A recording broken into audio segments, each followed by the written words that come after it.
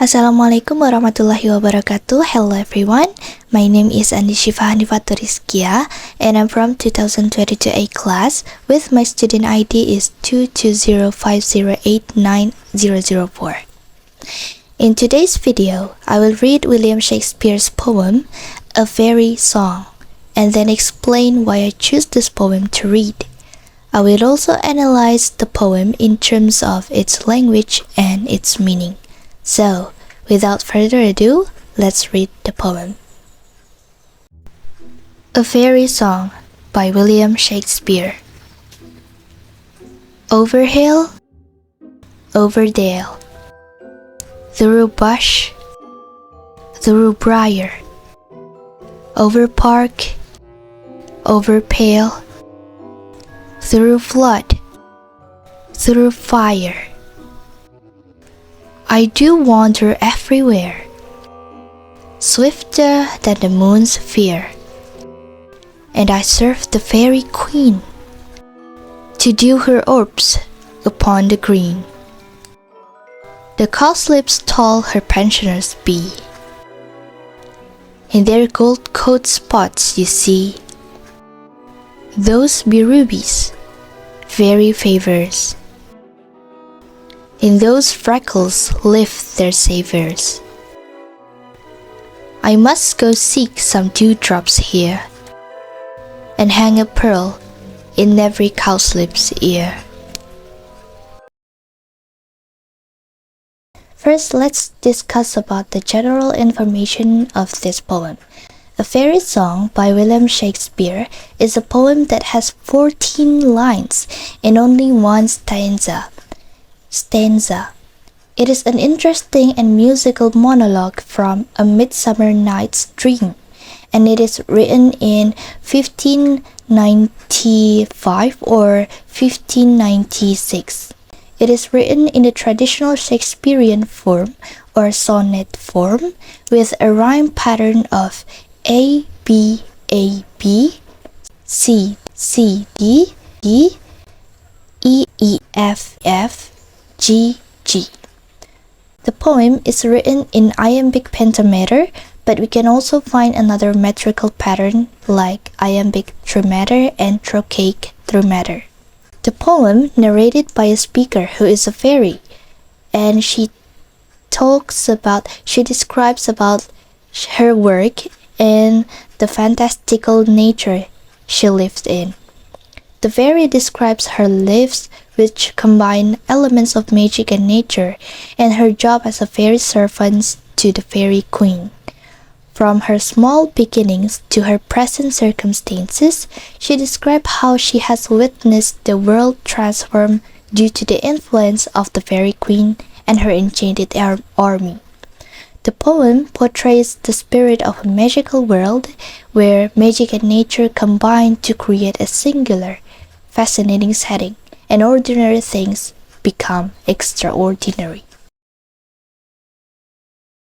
So, let's break down the meaning of this poem. The overall message is about the beauty of nature and the fairy's duty to keep it beautiful. The poem also shows that nature and magic blend together, so readers can immerse themselves in this magical world where fairies exist. The fairy goes everywhere, from hills to dales, bushes to briars, parks to flood and fires, to help the fairy queen spread dewdrops on flowers called cowslips. The fairy moves faster than the moon's sphere, and their job is to make the cowslips smell nice by spreading dewdrops on them.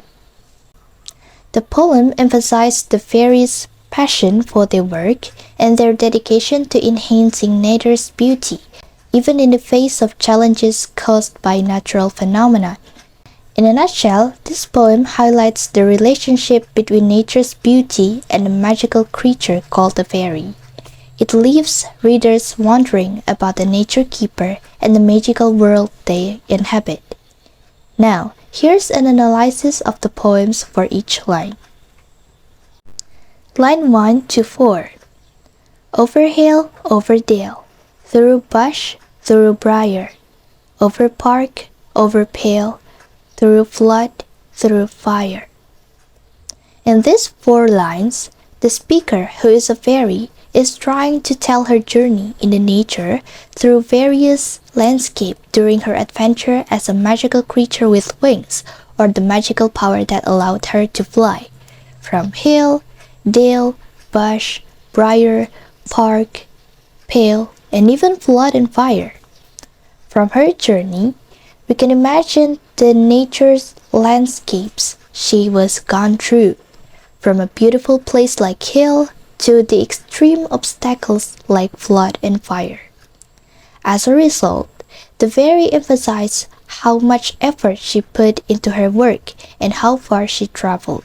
However, I believe that the flood and the fire mentioned in this poem are natural disasters caused by humans.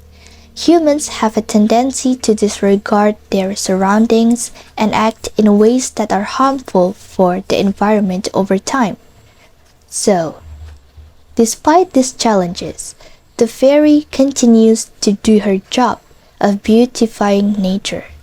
It gives me the impression that the fairy would not let the nature to be destroyed by anything. Next, lines 5 to 6. I do wander everywhere, swifter than the moon's sphere. In the next 2 lines of this poem, the fairy emphasizes that she has wandered everywhere, possibly visiting more places that she mentioned in the previous lines.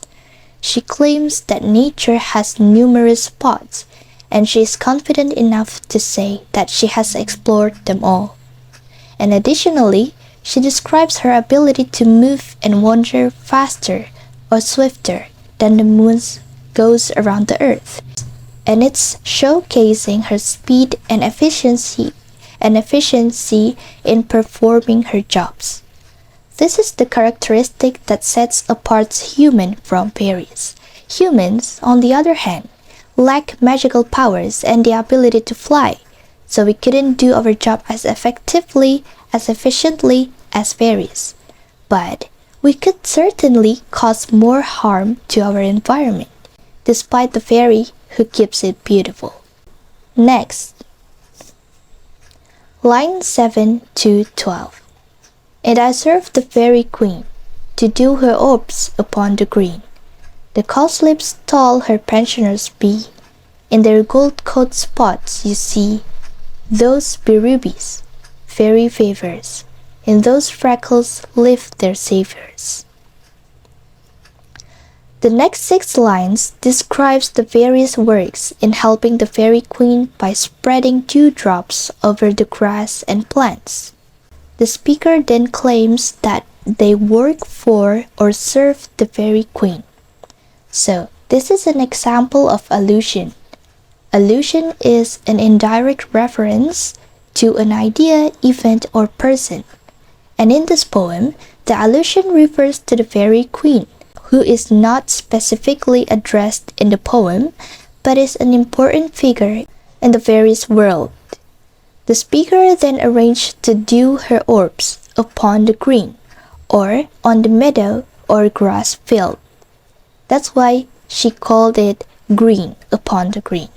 So, the task of the fairy is to dew the orbs, or we can say it is the flowers, and keep them fresh. The speaker then claims that a species of flower called cowslips are the fairy queens and their pensioners. This is an archaic or old-fashioned way of expressing they are their bodyguards. Cowslips are the fairy's companions and sources of delight, with their gold coats and spots. They are an important aspect of fairy life.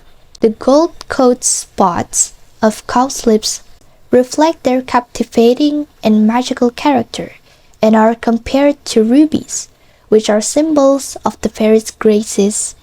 And finally, cowslips' freckles are related with the fairy's savors, or the sources of their satisfaction. The last is line 13 to 14. I must go seek some dewdrops here, and hang a pearl in every cowslip's ear. These lines tells that the fairy must collect dewdrops, which are like pearls, to hang in each cowslip's ear. The fairy's ultimate purpose is to beautify the cowslips with pearls to symbolize their magical and ornamental character. As a result, it may lead readers to believe that the beauty of cowslips flowers covered in dew is the result of fairy labor, when in reality, we often simply think that it is a natural process that appears to be ordinary. Now, we will analyze the poem based on its language.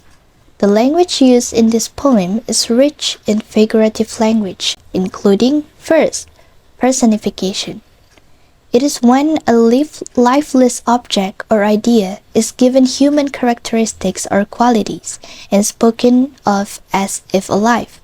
For example, in line 14, the cowslips are personified as having ears that can be adorned with pearls. And then the second is alliteration. It can be seen when the poet repeats the same consonant sound at the beginning of multiple words. For example, bush and briar in line 2, and park and pale in line 3. The repetition of words over and through in the first and third lines of the poem creates a musical effect, and their alliteration in the words fairy favors and seek some adds to the poem's musicality. The third is symbolism. It is the use of words or images to symbolize specific concepts, people, objects, or events. The cowslips are symbolic of the enchanting and magical nature of the fairy's world, and the rubies and pearls represent the extraordinary qualities found in the ordinary world. And then the fourth is metaphor. It is comparison between two things that are otherwise unrelated in order to help explain an idea or show hidden similarities. The use of metaphor with rubies referring to the cowslip spots creates a sense of magic and enchantment. Fifth, caesura. Caesura is a pause that occurs within a line of poetry, usually marked by some form of punctuation, such as period, comma, ellipsis, or a dash. For example, through flood, comma, through fire, and through bush, comma, through briar. And then the sixth is hyperbole. This figure of speech involves an exaggeration of ideas for the sake of emphasis. It is unreal exaggeration to emphasize the real situation. For example, use of hyperbole in I do wander everywhere emphasize the fairies' extensive travels and their dedication to serving the fairy queen. The use of hyperbole in swifter than the moon's sphere highlights the fairies' speed and efficiency in performing their task, and is swifter or faster than a moon rotating the earth. And then the last is the use of imagery. Imagery means to use figurative language to represent objects, actions, and ideas in such a way that it appeals to our physical senses. Usually, it is thought that imagery makes use of particular words that create visual representation of ideas in our mind.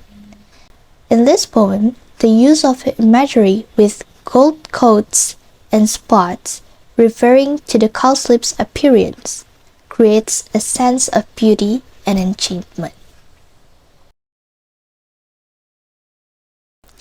There are several reasons why I choose this poem. The first reason is that the title itself captures my attention and making me eager to read more.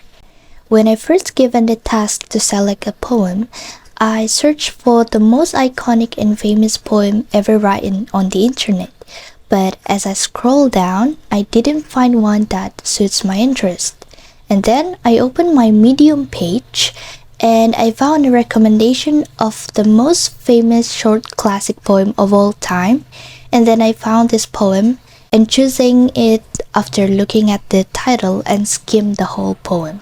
And secondly, as a fan of fantasy genres, I find it fascinating to encounter a poem that includes magical creatures, where this poem includes fairy and the fairy queen.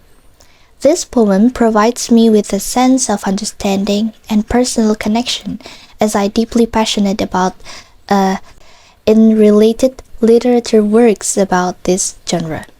I often wonder the possibility of fairies existing in the world, since I used to believe that fairy is real since my childhood. Thirdly, reading this poem also offers me a temporary escape from our daily lives, where most poetry we learn in class are all about human emotions. It makes me relaxed and nostalgic to my childhood beliefs. And additionally, the language used in this poem is quite effectively captures the fantasy world. For example, the author used the word orbs, which I immediately associate to something that is shaped like a magic ball and shines like a diamond. This poem also provides me with new vocabulary to learn, to enrich my language skills. For example, the word briar, that can be translated directly as a plant with a woody and thorny stem. Then, the poem also discusses about the nature, which I have a great appreciation as I live in a house that is surrounded by nature, and we were very thankful of the nature since it gives us a place to live, to sow seeds, grow plants and trees, so we can harvest the fruits and vegetables from there. This poem also challenged my perspective on nature and encouraged me to use my imagination to imagine, to portray, to illustrate a beautiful place guarded and kept by fairies. So, after we analyze the poem in terms of its language and its meaning, we can find a special thing about this poem that cannot be found in any other poem. So, the most special thing about a fairy song by William Shakespeare that cannot be found in other poems is the sense of whimsy, enchantment, and the magical realism that it evokes. For the magical realism, these poems often blur the lines between the real and the fantastical nature, creating a sense of magical realism. For example, the fairy describes their ability to navigate through various environments or natural landscapes, and then such as hills, dales, bushes, fires, and floods. This magical realism adds depth, and complexity to the poem, and making it more engaging and captivating for the readers. And also, the traditional fairy lore that incorporate elements like fairy queen, dewdrops, and so on, portrayed very well on this poem. This familiarity with fairy tales and legends adds an air of enchantment and excitement to the poems. So, this poem can transport the reader into a world where the boundaries between nature and magic blur, and the ordinary becomes extraordinary under the influence of fairies and their magical abilities. And furthermore, this poem is told from the perspective of a fairy, and it explored her efforts to preserve nature's beauty. As I explore into the meaning and try to interpret it with my imagination, the fairy plays the role of nature's guardian, in contrast to most human who are completely unaware of their surroundings. So, natural disasters such as flood and fires or forest fires can occur on our earth.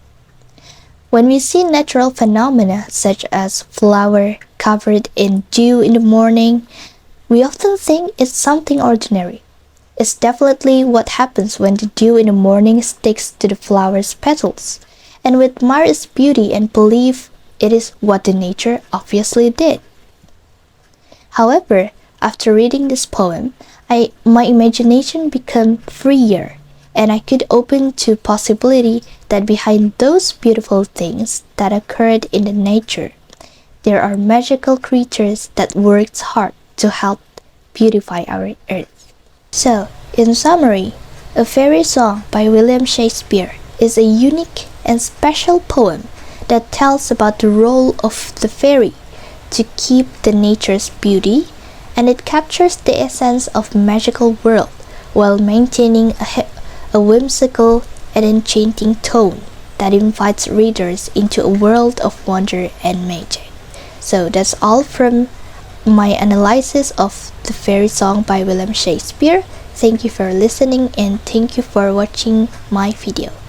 And I hope this video is informative and helpful for you all. Wassalamualaikum warahmatullahi wabarakatuh.